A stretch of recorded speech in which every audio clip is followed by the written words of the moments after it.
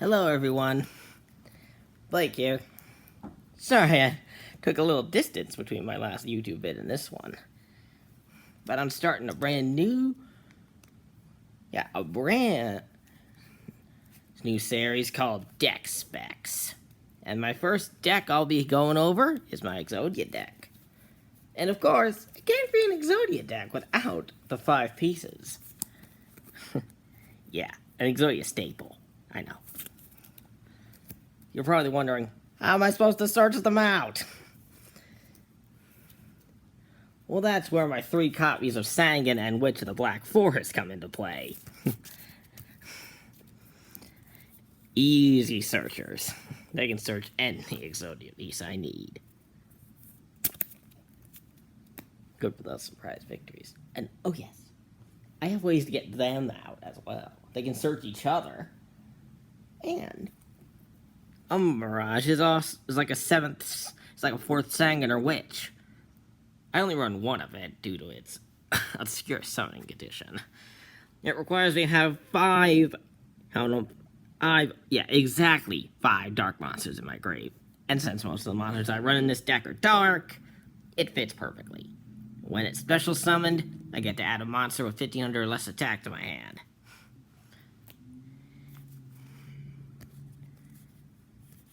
I also have a way to search out my searching spells. Dark Angel. Yes, I do run a few D heroes in here. And to go alongside Dark Angel, 3 copies of Diamond Dude. So there's my miniature D hero engine for you. Diamond Dude can help me send one of my normal spells like Pile Duality to the graveyard for activation later. I can banish a Diamond Dude plus this to set a normal spell of my choosing on top of my deck. So I can draw into whatever normal spell I need. I know it's a deck that literally rigs itself, but still. You're probably wondering why I run 3 copies of Wicked Acolyte Cherum Sebek. If I get him in my starting hand, which I normally will, I'll be able to summon this guy without a tribute. Requires 5 more cards in hand to summon, and with 2500 attack, he is a wall to get around. Of course, his one fault is having 0 defense, so yeah. For the real walls are my 3 copies of Marshmallow. Yeah, stallers are pretty decent thing around here.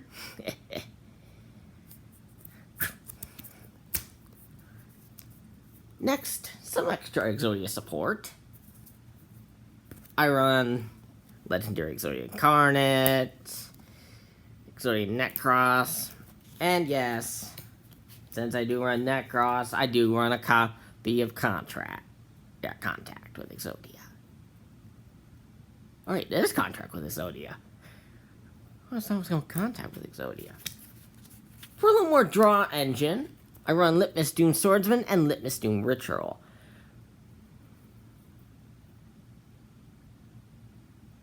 If the 2 are in the grave, I can shuffle them back into the deck and draw 1 card. I used to run 3 of these. I used to run 3 Gold Sarcophs, but since it got limited, I only have room for 1. This deck used to have a lot of earlier configurations. It used to run 3 Slash Draws, so yeah, I used to run the Slash Draw OTK. I used to have Hand Destruction in here. My deck's changed a lot. It also had a D hero engine at one point, running both a Lure of Darkness, running cards like a Lure of Darkness, Veil of Darkness, and Destiny Draw. I still kind of cite those, just in case. File Duality, self-explanatory. The old pick and choose routine. Now, this is where my hicky-choosy stuff hits it. Where my hicky-choosy stuff really heats up. 3 copies of Card Trader. If I got like all 3 of these on field, I have like 3 redo buttons. I have like 3 reset buttons. I'm serious.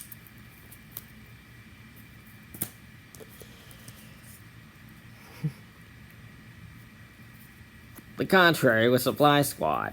Whenever one of my monsters gets destroyed, well, once a turn, I I think it's once a turn per supply squad, I get to draw a card. I'm hoping it's once a turn per supply squad. I want a poly, because, well, I do have a Disney Air Fusion monster. Now, this is an interesting trap. Dark Factory of more production. Came out in Savage Strike. It's literally a 1-for-1, I guess. And then, the last bit of Exodia to support Obliterate.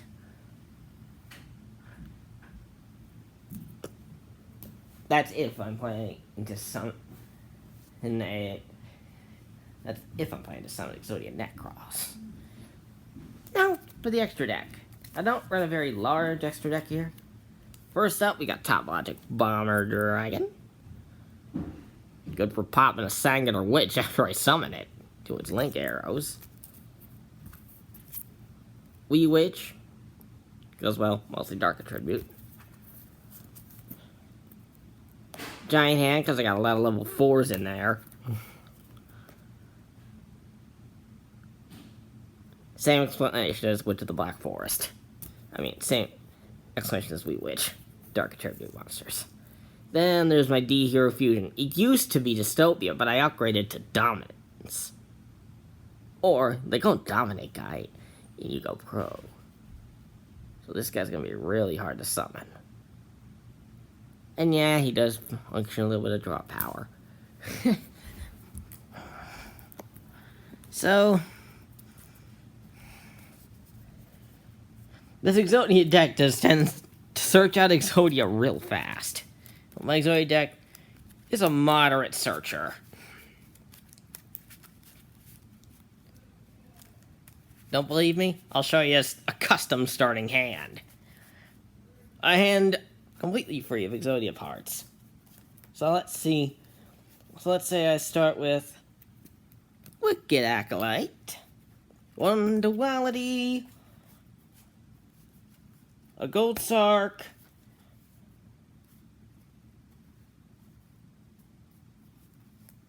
a Sangan, let's say.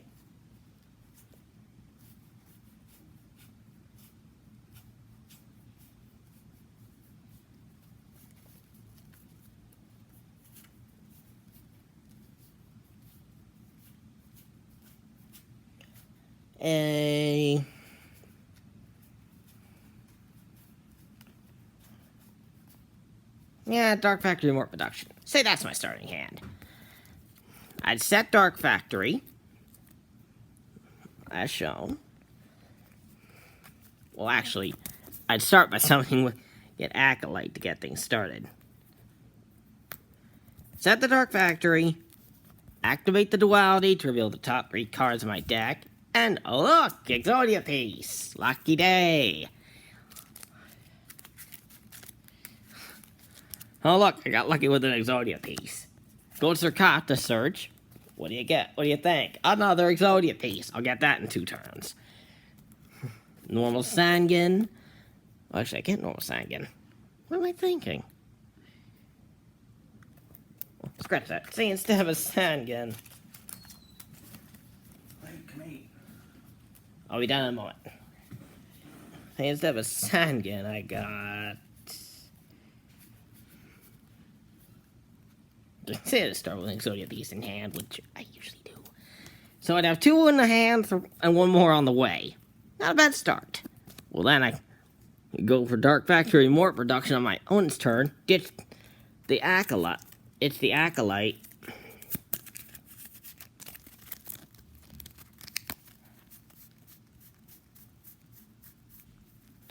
I could go for a Witch on my next turn. Well, this is actually a good turn after that. I flip over the Dark Factory. Well, I have, say, a Sangan on field next. Say I summon a Sangan next turn, flip over the Factory. Ditch the Sangan. Sangan search goes off. And I get to search yet another Exodia piece.